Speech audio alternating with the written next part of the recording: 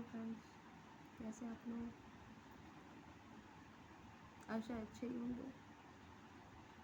अपने अपने घरों में स्वस्थ रहिए, खुश रहिए और ज़िंदगी को भरपूर दीजिए। दोबारा नहीं मिलेगी।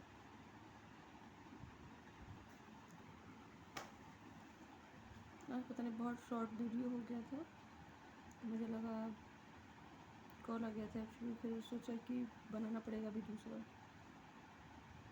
इसकी वजह से अभी आई।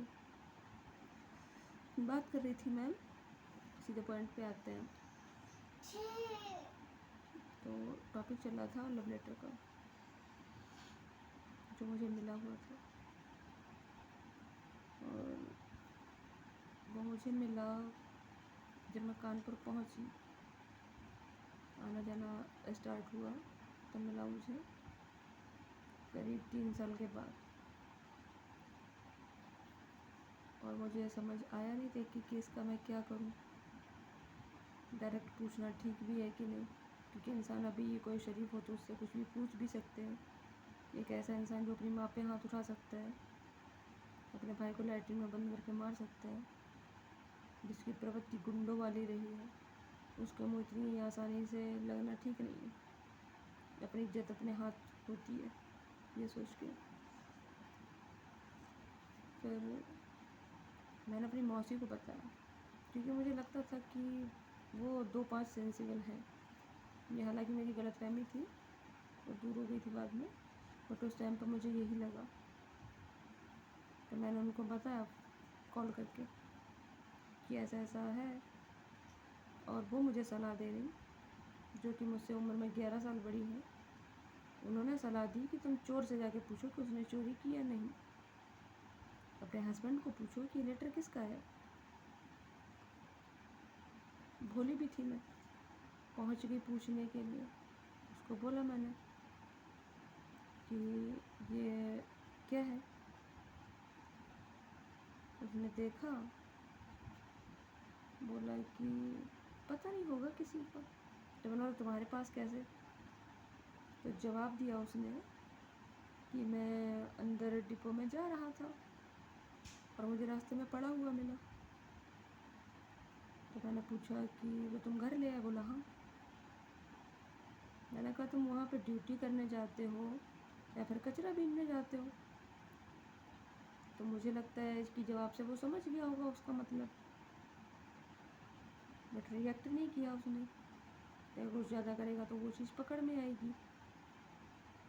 और मैं फील कर रही कि ये इसको ही लिखा गया है, और उसमें साफ पता चल रहा था कि हाँ भाई, कोई औरत जो है इससे इस लेवल तक अटैच्ड है कि उसको कंट्रोल कर रहा है। वो लेटर मैंने रख लिया।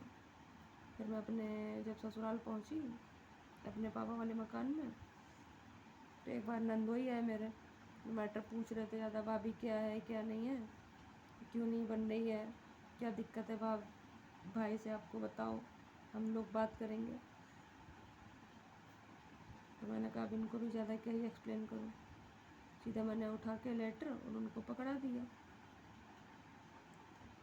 तो मैंने सोचा गेट बंद कर दूँ गेस्ट रूम का, अगर किसी ने देखा पता नहीं क्या ही सोचे।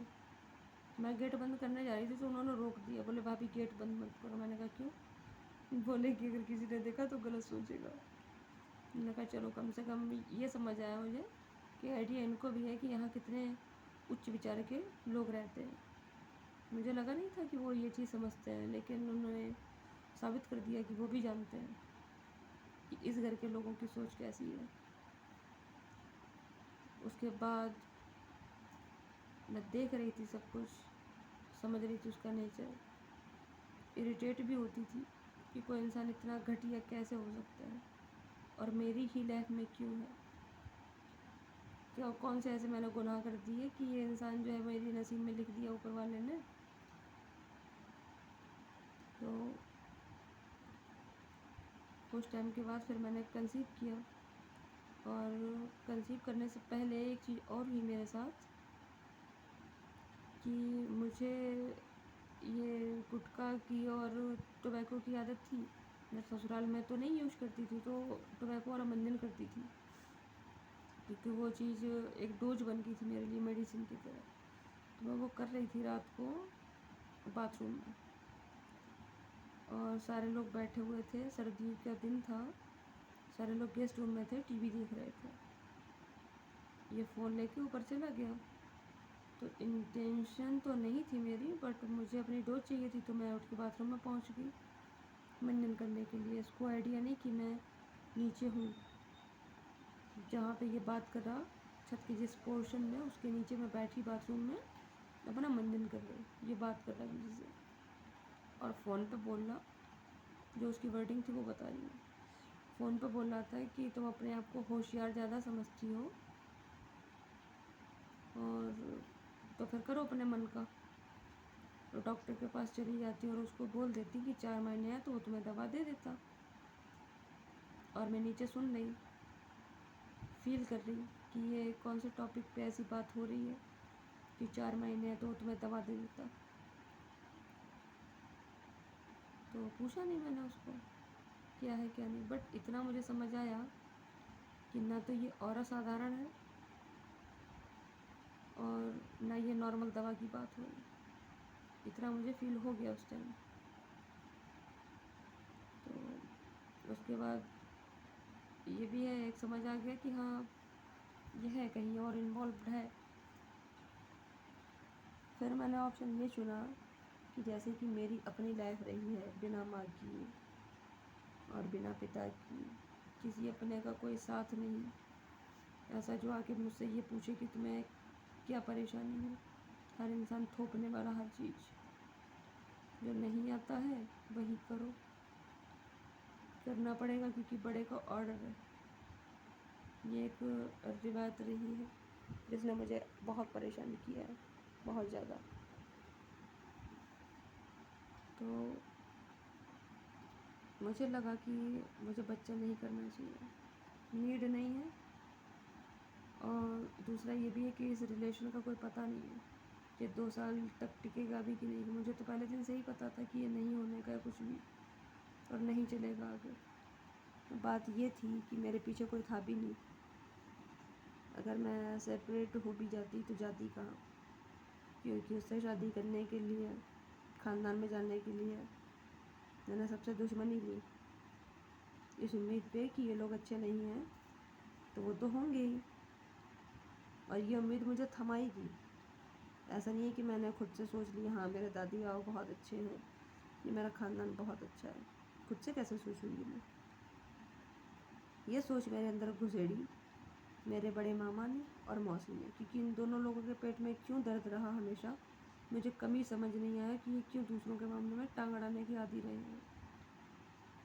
भाई माँ है और उसका बच्चा है, तो तुम्हें क्यों दिक्कत है? तुम उसको क्यों उस रास्ते की राह दिखा रही हो जिस पर उसे चलना ही नहीं है? और तुम्हें ये भी पता है कि उस बच्चे की माँ भी नहीं चाहती कि बच्चा उस पर चले। तो जिसका बच्चा है उसका राइट चलना चाहिए। तुम्हारे घर में रह रहा तो मतलब तुम्हारी चलेगी। ये चीज़ थी।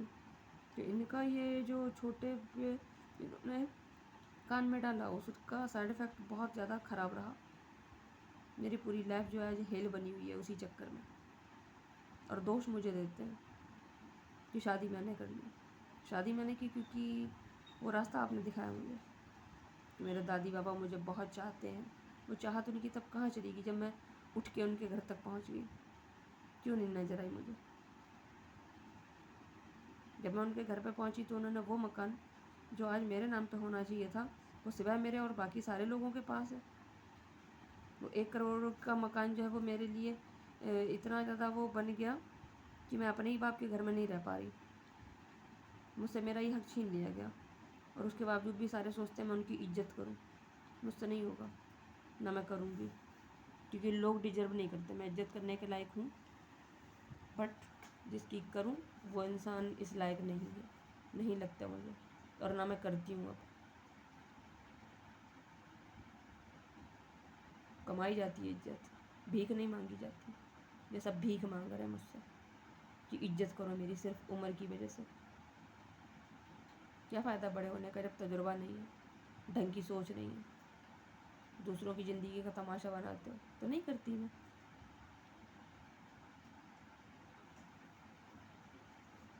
और इसका सारा जो है वो मेरे ऊपर दिक्कतें नहीं हैं। तो कहीं ना कहीं आने वाले बच्चों का भी मुझे डर था कि अगर बच्चा हो गया तो ये चीज़ होगी, इस वजह से नहीं कर रही थी। पहली बार मैं दवा खा के टैबलेट खा के मतलब अबॉर्ट किया। दूसरी बार में भी यही रहा। तीसरी बार में अबॉर्शन करवाया और शादी के 5 साल तक यही सिलसिला चलता रहा। बहाने बनाती रही मुझे भी बच्चे नहीं चाहिए, उसको बता भी नहीं रही कि मुझे पता है कि तुम्हारा अफेयर है किसी से। हाँ, लेटर मिला था, इससे अगर वो अंदाज़ा लगा लेता तो एक अलग बात थी। मैंने नहीं बताया कि मुझे पता है, सब कुछ जानती हूँ मैं। अपने घर पे भी नहीं बताया किसी को, न माँ को न मौसी को। लेटर वाला हाँ बताया था, उसके बाद नहीं बताया मैंने, क्योंकि उनकी मुझे अकल समझ आ गई कि ये मुझसे बोल रही है कि मैं चोर से ही जाके पूछूं कि तुमने चोरी की या नहीं की। और चोर भी इतना ईमानदार है कि वो मुझे बता देगा हाँ भी उसने चोरी की है। तो उसका नतीजा ये निकला कि मेरा हस्बैंड मेरे ही घर वालों के सामने बैठ के, मेरे नाना के घर में बैठ के बोल के गया कि मैं बच्चे नहीं कर रही, क्योंकि ये बच्चे जो थे वो उसके नहीं थे। और मेरी फैमिली, कहना तो नहीं चाहिए फैमिली, लेकिन कहना पड़ेगा, रही हूँ तो किसी में इतनी हिम्मत नहीं हुई। जानते ही नहीं हिम्मत कहाँ से आती। करना ये चाहिए था कि अपना जूता उतार के उसके मुंह पे मारना चाहिए था और बोलना चाहिए था कि अगर तुम्हें लगता है कि मेरा इंसान ऐसा है तो अपने घर की तरफ अपना रास्ता लो और मेरा इंसान यहीं पे छोड़ दो, उसको हम देख लेंगे जो भी है। लेकिन मेरी फैमिली का डिसीजन ये रहा, मेरी माँ का और उससे पहले मेरी मौसी का, कि मुझे बच्चे कर लेने चाहिए, एक बच्चा हो जाना चाहिए, ताकि मेरे हस्बैंड का ऑब्जेक्शन ख़त्म हो इस बात पे कि वो बच्चा उसका नहीं, वो बच्चे उसके थे ही नहीं। और जिसके घर में रह रही, जो 2 रोटियां खिला रहा है, वो तो यूज करेगा मेरा। इतना शरीफ तो नहीं है कि मैं उसको बोल दूँ कि हाँ भाई तो मेरे नज़दीक नहीं आ सकते, तो वो मान लेगा। तो क्यों मानेगा? वो 2 रोटी खिला के 10 रोटी के एवज का काम वसूलने वाला इंसान है। उसको नहीं फ़र्क पड़ता कि मैं बीमार हो रही, मैं स्लीपिंग पिल्स खा रही, क्यों खा रही, मेरी सेहत डाउन हो रही, क्यों हो रही, मैं मुरझा रही, मेरा चेहरा सैड है तो क्यों सैड है। उसे इन सारी चीज़ों से कोई मतलब नहीं। अंधा थोड़ी है, उसको भी दिखता है सारा कुछ। अपनी फैमिली का कैसे दिखता है? मैं भी फैमिली हूँ, शादी हो गई तो। लेकिन नहीं, अब कंसीव कर लिया मैंने। 2-3 महीने के बाद जब ससुराल वापस गई तो देख रही हूँ वहाँ पे एक अलग ही वो चल रहा है, लापरवाही सबकी। तो वो तो बढ़ेगी ही। मैं जब उसने बोल दिया कि कोई भी कुछ भी गलती करता है तो मैं तो तुमको ही बोलूँगा, क्योंकि मेरी नज़र में तुम ही समझदार हो। अभी सारे फ्री हो गए, घर में मेरे पास भी फ़ोन है और उसके पास भी फ़ोन है। फ़र्क इतना है कि मेरा फ़ोन जो है वो उसे रखना पसंद नहीं है कि मैं फ़ोन रखूँ, बट मैं अपना एक अलग रखती थी क्योंकि मुझे उस पर भरोसा नहीं था। और ना उसने कभी रिचार्ज करवाया, बाई चांस कभी करा दिया तो करा दिया, नहीं तो वो भी नहीं। 10-20 रुपए का, ज़्यादातर तो फ़ोन छीन लेता था, तोड़ देता था, रिचार्ज नहीं करवाता था, सिम फेंक देता था, ये करता था। जब गलत नहीं कर रहे हो तो तुम्हें डर किस चीज़ का है? ये तो तुमको भी पता है कि तुम्हारी वजह से मेरी और माँ की पटरी नहीं खाती आपस में। अब वजह तो तुम ही हो ना, दूसरा थोड़ी है कोई।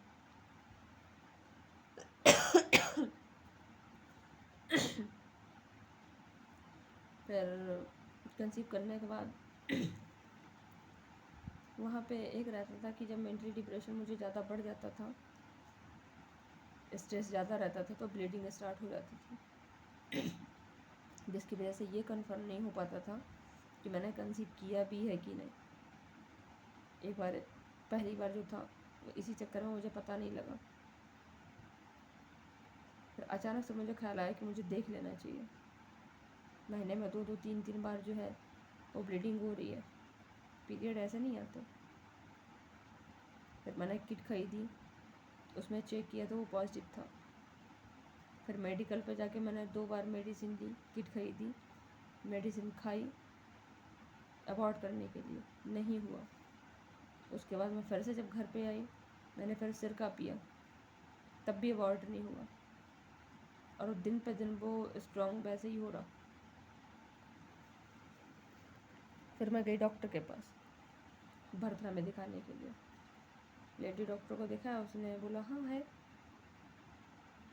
तो मैंने उसको घर की समस्या बताई। मैंने कहा मेरे घर में माहौल ये है कि सास जो है मेंटली डिस्टर्ब्ड है, हस्बैंड को कोई परवाह है नहीं, वो दूसरी के साथ बिजी है, और नंद जो है वो छत पे फलांगने वाले टाइप की है, एक लापरवाह लड़की जो बाथरूम में जाती है तो कपड़े तक नहीं धोती, उसकी माँ को उसके कपड़े धोने पड़ते हैं, जिसको कुछ नहीं आता सिवाय आशिकी करने के।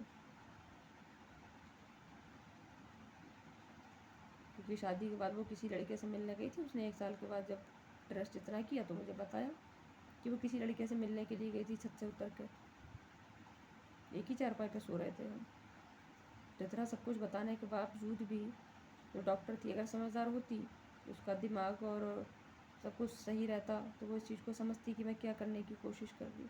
मैं उसको बोल रही थी मुझे अबॉर्ट करवाना है, अब 6 मंथ का बेबी है करीब, तो वो उसने मना कर दिया, बोली अबॉर्ट नहीं होगा। और मैं निराश, यह सोच के कि अब इस बच्चे का फ्यूचर क्या होगा। मेरी तरह मुझे एक वाइब रहती है ना अंदर, वो फील होती है, जो वो बिल्कुल 100% राइट ही रहती है, क्योंकि अंतरात्मा की जो आवाज़ रहती है वो झूठी नहीं रहती। तो डॉक्टर ने उठा के हस्बैंड को बता दिया कि आपकी बीवी तो ऐसे ऐसे बोल रही है। और लास्ट में क्या हुआ, जिसका मुझे डर था। फिर मैंने भी सोचा, मैंने कहा शायद ईश्वर को यही मंजूर है कि एक बच्चा आ जाए दुनिया में, शायद जीने का थोड़ा सहारा हो जाए, क्योंकि मैं तो होप खो चुकी थी उसके लक्षण देख के। किसी इंसान के साथ मेरा कुछ भला होना है या आगे मेरी लाइफ में अब कुछ और अच्छा हो सकता है। एक तरफ कुआं था तो दूसरी तरफ खाई थी। आधी लाइफ मायके में ख़राब हो गई, रही बची जो आधी 50% बच सकती थी वो हस्बैंड ने ख़राब कर दी। अब क्या हो बची है आगे जीने की। फिर भी मैंने सोचा कि चलो ठीक है। करवा चौथ पे मैंने व्रत रखा, ऊपर गई छत पे, पूजा वूजा की, और उसके दूसरे तीसरे दिन करीब ऐसे ही एक दिन बैठी हुई थी, तो हस्बैंड जो था वो लेके आया अनाज, कुछ था सुखाने के लिए, उसने ला के रख दिया संडे को और चला गया। तो मैं पूरी फैमिली में सबको 2-2 3-3 बार बोल रही कि ये जाके छत पे डाल दो, सूख जाए, क्योंकि ये भी पता है कि अगर ये सूखा नहीं तो हस्बैंड वहाँ से आके वो तो मुझे ही गालियाँ सुनाएगा, और पूरी फैमिली में कोई भी इस चीज़ को नहीं समझ रहा। मैं तो वेट उठा नहीं सकती क्योंकि प्रेग्नेंट हूँ। घर से भी कॉल किया थी, मेरा कुछ उठाना नहीं है, वेट वाला जो रहता है किसी भी तरीके का उठाना नहीं है, क्योंकि मैं एक्टिव थी, घर पे सारा काम अकेले ही करती थी मम्मी के एब्सेंस में, पूरा घर मेरे ऊपर था, तो वो हैबिट में था मेरी। तो यहाँ से मैं सावधानी के लिए मेरी फ़ोन जा रहे थे, और वहाँ लोग लापरवाही कर रहे थे जिनके साथ मैं थी। तो वापस आके फिर वही सैटरडे आने वाला था, मैंने कहा अगर ये आ गया रात को और उसने ये रख के देखा तो पक्का मुझे गालियाँ देगा। अब बोल बोल के थक गई, सबको 2-2 3-3 बार बोल रही, जब नहीं कोई सुन रहा, मैंने कहा अब क्या करूँ, कोई ऑप्शन नहीं है। तो मैंने उठाया, वो टंकी थी और छत पे ले जाके मैंने फैला दिया धूप में। कुछ नहीं हुआ, नॉर्मल चली है नीचे। मैंने कहा चलो ठीक है, कुछ हुआ नहीं। और शाम में बगल वाले पोर्शन में दूसरी बुआ रहती थी, बीच में जो सबसे बड़ी से छोटी थी उनका पोर्शन था, उसके साइड वाला जो था तो तीसरे नंबर की बुआ का था। तो मैं उनके घर पे बैठी थी, उनसे थोड़ा अच्छा मेरी बॉन्डिंग थी, उनसे, उनके बच्चों से। तो उनके घर पे बैठी हुई थी, इसके आने का टाइम हुआ तो मैंने सोचा घर चलते हैं। जब मैं वहाँ से उठ के घर आने के लिए खड़ी हुई तो रूम से उठ के मैं बाहर आई ही थी कि जो मेम्ब्रेन होती है वो फट गई, सारा पानी जो है एकदम से पूरा आउट हो गया। और मैं डर गई देख के, क्योंकि ये पहली बार हुआ मेरे साथ और मुझे समझना है कि ये हो क्या रहा है। टॉयलेट ऐसे नहीं आती है। मैं घबरा के फिर घर तक आई, मैंने कहा भी नहाना पड़ेगा, कपड़े वगैरह सारे गंदे हो गए मेरे।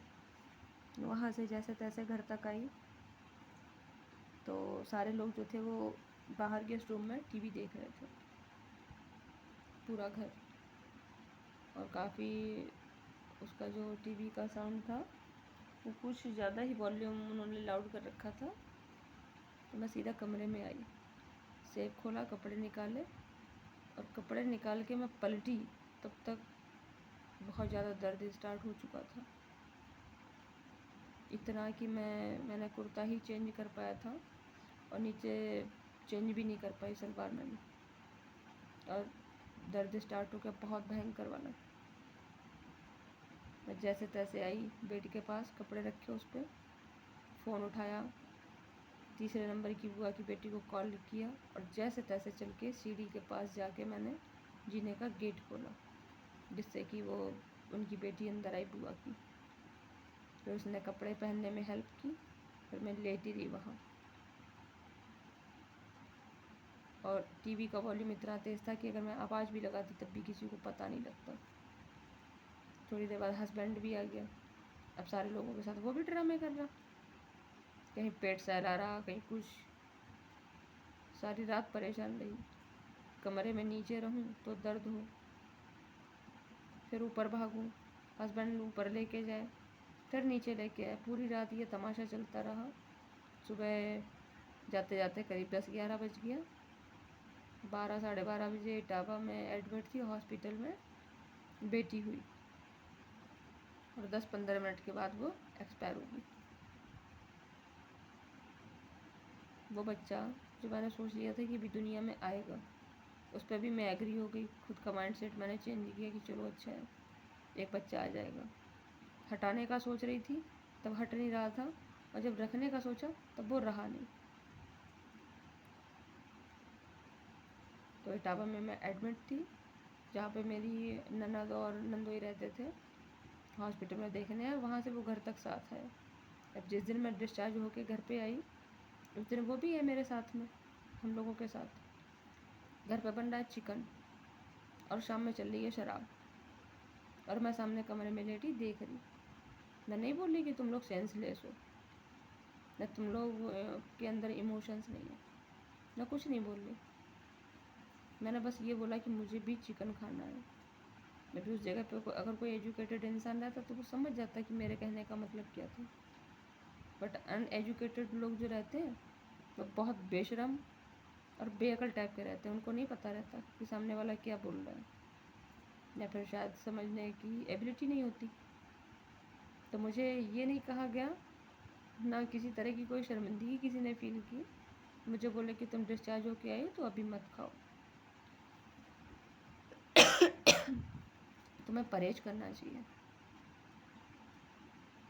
सारे लोग चिकन खा रहे हैं, उसके बाद में शराब भी चल रही है, सेलिब्रेट कर रहे वो लोग कि उस घर में आने वाला बच्चा जो उनकी ही फैमिली था, अभी वो नहीं आएगा, उन सब की लापरवाही के चक्कर में।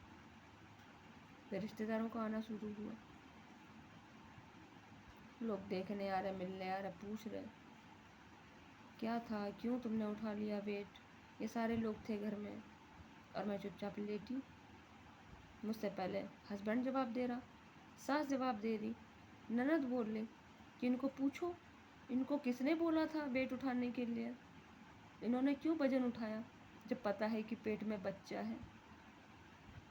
अब हस्बैंड भी नहीं करा, नहीं नहीं भाई, हम मैंने ऐसा रूल बना रखा है कि गलती कोई भी करेगा गालियाँ यही सुनेगी। सास भी नहीं बोल रही कि नहीं नहीं गलती हम लोग करते हैं तो गालियाँ ये सुनती है। लोग आ रहे हैं, मेरी ही कमी निकाल के जा रहे हैं, जबकि सबसे बड़ा नुकसान तो मैं ही झेले बैठी, बच्चा भी गया और बॉडी पे भी।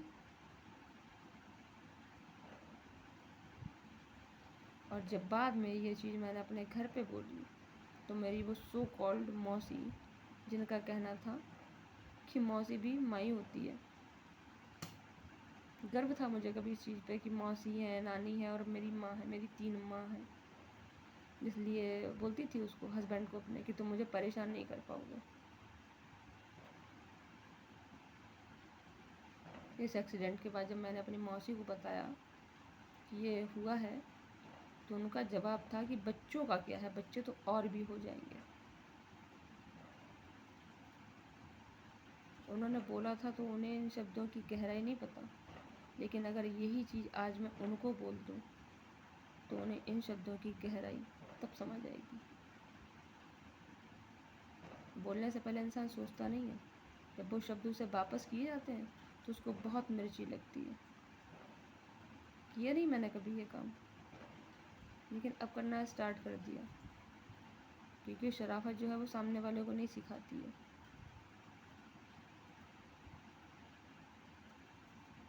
इंसान जिस लेवल का हो उसे उसी लेवल पर ले जाके मारो, उसी के शब्दों से, उसी के तरीके से। ये चीज़ मैंने सीख ली है और वही करना स्टार्ट भी कर दिया है। जिस लेवल तक गिरे उस लेवल तक जाके उसे हराओ, लेकिन हराओ जरूर। तो ये जो चैप्टर था लाइफ का ये भी निकल गया। उसके अगले ही साल मैंने फिर से कंसीव किया, एक बार फिर से, इस सोच के साथ कि अगर कुछ होता है तो मैं यहाँ रहूँगी नहीं, उस बच्चे को लेके अलग हो जाऊँगी। कंसीव करते ही मैंने वो जगह छोड़ी और कुछ टाइम था, जब नज़दीक आ गया तो मैं भेज दी गई अपने घर पे। हस्बैंड खुद छोड़ के गया ताकि जो पिछली बार हुआ है वो फिर से ना हो जाए। छोड़ गया। यहाँ पे उसने नौकर लगा रखे थे जो उसकी औलाद को देखा भाली करते, हो जाती तो बाकी सारे काम करने के लिए उसने यहाँ पे चाकर छोड़ रखे थे। जो देखेंगे उनको भी समझ आएगा कि बेटियाँ अगर मायके में चली जाती हैं प्रेगनेंसी के टाइम तो रीज़न क्या रहते हैं। एक्सप्लेन तो बहुत करता है हर इंसान, अपनी फैमिली को डिफेंड भी करता है, लेकिन रीज़न रहते हैं हर चीज़ के। मेरा हस्बैंड भी यहाँ छोड़ के गया। अब वो माँ जो मुझे बोल रही थी कि मुझे बच्चा करना चाहिए, अपना घर बचाना चाहिए, वो मौसी जो ये सब कुछ बोल रही थी, अभी उनका भी सुनिए कि जब मेरी डिलीवरी में कुछ दिन बचे, कि कभी भी हो सकती है, 1 या 2 दिन में, या बोल सकते हैं कि 1 वीक के अंदर, मेरी माँ को प्रॉब्लम ब्लीडिंग की और वो मुझे बार बार पूछ रही ऑपरेशन करवा लूँ क्या। कैसे बोल दूँ मैं कि करवा लो, और क्या मुझे बोलना चाहिए। जो औरत मुझे माँ बनाने पे तुली है, जिसको लगता है कि मुझे माँ बनना चाहिए, उसको पता ही नहीं कि मुझे परेशानी क्या है ससुराल में।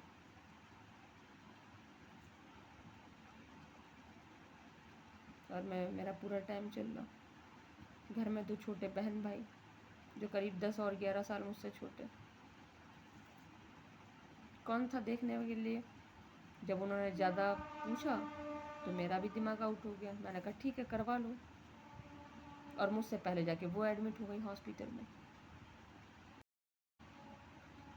पहले वो एडमिट थी और उनके दूसरे या तीसरे दिन मैं भी पहुंच गई।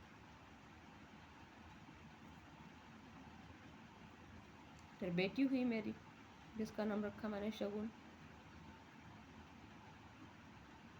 एक बार गई थी तो खाली गोद लेके आई थी, दूसरी बार वापस आई तो गोद भरी हुई थी, क्योंकि वो जगह बदल गई थी। मैं घर पे आई, घर पे माँ तो थी नहीं, और जब हॉस्पिटल में थी, जिस रात वो हुई थी 12:05 पर, 10:10 पर, तो मैं इतना खुश थी उसे देख के कि मैं सारी रात उसे बैठी बैठी देखती रही गोद में लिए। मेरी नींद गायब हो गई थी ये देख के कि ये मेरी जीने की वजह है, और मुझे इसे खुद ही पालना है अकेले। बाप के भरोसे नहीं छोड़ सकती, एक अय्याश बाप के भरोसे जो अपनी ही संतान को खाने पे तुला हुआ है। उसने आराम से आया वो दूसरे दिन, पैसे वगैरह दे दिए और बस उसका बाप का फ़र्ज़ पूरा। डिस्चार्ज करवा के मुझे घर छोड़ा, उसके बाद चला गया। अब घर में तैयारी चल रही हरीरा बनाने की। जब वो वहाँ से आया तो वो हरीरा वगैरह का सामान लेके आया, जिसको कुछ और भी बोलते हैं मुझे नहीं पता। मैंने नहीं मंगाया कि लेके आओ, मुझे नहीं पसंद कि तुम मेरे मायके में लाके कोई चीज़ रखो। मैं गरीब घर से हूँ, मुझे वो पसंद है, लेकिन मुझे ये पसंद नहीं है कि आज तुम लाके रखो और कल को तुम इस चीज़ का मुझे ताना मारो अकेले में या 10 लोगों के सामने कि मैं तुम्हारे मायके में फला चीज़ दे के आया था। मैंने मना किया था, उसने कॉल पे पूछा, बट फिर भी वो लेके आया और रख दिया। अब उसको कोई बनाने के लिए नहीं। वो मौसी जो मेरी माँ ज़्यादा बना करती थी, वो अपनी एक फ्रेंड को लेके आई, सॉरी गर्लफ्रेंड को लेके आई मेरे घर पर। तैयारियाँ चल रही बनाने की, और एंड टाइम पे जब उन्होंने पूरा सामान काट भी नहीं पाया, उनका सिस्टम गड़बड़ हो गया कुछ, वो सारा सामान छोड़ छाड़ के भाग गई। बना ये सोचे कि ये कौन बनाएगा। फिर रिलेशन की एक बहन थी मेरी, नानी की एक भतीजी थी, उनकी बेटी, वो आई, उन्होंने सारा कुछ जैसा कुछ उनको करना आता था उन्होंने किया, मुझे संभाला, मेरी बेटी को संभाला। और मैं पैसे से तो इतनी स्ट्रांग थी नहीं, कौन देता मुझे खर्चा। पति भी नहीं था, पिता भी नहीं था, और भाई भी नहीं था, और जो माँ थी वो भी पैसों के पीछे। जो दूसरा आदमी था, खानदान था, वो भी सारे बस प्रॉपर्टी देख रहे अपनी अपनी, और देखना भी चाहिए। जो उन्होंने कमाया है तो वो देने का ना देने का वो सोच सकते हैं। तो जो भी मेरे पास था, मैंने उनको अपने पास से शायद 5 साड़ियाँ दी, जिसमें मेरी मम्मी को आग लग गई कि तुमने क्यों दी, नई साड़ियाँ तुमने दे दी। बट मैं ऐसे ही देती हूँ जैसा मुझे लेना पसंद है, कि बाई चांस अगर कोई मुझे कुछ देता है तो मुझे किस लेवल का पसंद है लेना, उसी लेवल का देती भी हूँ। तो मैंने दे दी। अब मैं उस बच्चे के सहारे जी रही। जब वो हो गई करीब 1.5 साल की, मैं उसको लेके गई ससुराल। अब मैं रसोई में चाय नाश्ता बना रही, क्योंकि मेरा टारगेट ये था, तुम खा रहे हो सारे कि भूखे मर रहे हो, मुझे कोई मतलब नहीं है, क्योंकि तुम लोगों को मेरी नहीं पड़ी, मेरे बच्चे की नहीं पड़ी, तो खुद का बनाओ और खाओ। मुझे भूख लगेगी, मैं अपना बना के खा लूँगी। फैमिली में ये नहीं होता कि एक ही सबको देखता है, फैमिली में सब एक दूसरे को देखते हैं, उसको फैमिली बोलते हैं। और 4 लोग अगर अपना गुट बना के आपस में देख रहे हैं, तो फिर एक जो है उसके लिए अपना अकेले का बनाना कोई ज़्यादा मुश्किल काम नहीं है। तो बेटी मेरी सो रही थी गेस्ट रूम में, जहाँ पे मैं लेटती थी। हस्बैंड का मन था, भाई नाश्ता तुम नहीं बनाती कभी, आज तुम ही बना के दो। मैंने बोला बेटी सो रही है वहाँ, तो मैं बना रही उल्टा सीधा, सारा ध्यान मेरा बच्चे पे, कि और तो किसी को परवाह है नहीं, सारे गपसड़ाकों में लगे हुए हैं। एक ही काम आता है सबको, हा हा करना, बैठ के कर रहे हैं सारे। और मैं आवाज़ लगा लगा के बार बार जा रही, भाग भाग के देख रही कि कहीं उठ तो नहीं की, जाग तो नहीं की, वो मुझे पाएगी नहीं तो मुझे ढूंढने की तलाशेगी। और सारे अंदर बैठे हुए, सबको पता है कि बाहर बेटी है रूम में। तब भी किसी को ये नहीं है कि हाँ चलो अगला इंसान अगर कुछ बना रहा है तो कम से कम जाके चक्कर लगा के देख लो कि बेटी गिर तो नहीं रही। लेकिन नहीं जा रहे देखने। वो जागी और मेरे आवाज़ सारे उसकी कान पे लगे। मैंने चाय नाश्ता उल्टा सीधा बनाया, गैस बंद की और उसकी आवाज़ के साथ मैं भागी। जब मैं पहुंची वहाँ पे तो देख रही कि मैंने मच्छरदानी लगा के रखी थी, और मच्छरदानी में वो लटकी थी ज़मीन से थोड़ी सी ऊंची, इतनी ही ऊंचाई पे होगी, यहाँ पे ज़मीन और यहाँ पे वो, इतना ही फ़र्क था, तो लटकी हुई थी। अगर मैंने दिमाग लगा के मच्छरदानी नहीं लगाई होती तो वो शायद सीधा नीचे आती ज़मीन पे, और देखने वाला कौन। तो मैंने सबको और साइड लगाया। ये वो हैं जिनको बेटी चाहिए थी, जो बोलते थे कि हमारे ये बच्चे मेरे नहीं हैं। वो एक बेटी होने के बाद इतना रिस्पॉन्सिबल बन गया कि अभी उसी बेटी की ही परवाह नहीं है। और वो बेटी भी सिर्फ मेरी ही जिम्मेदारी बन गई।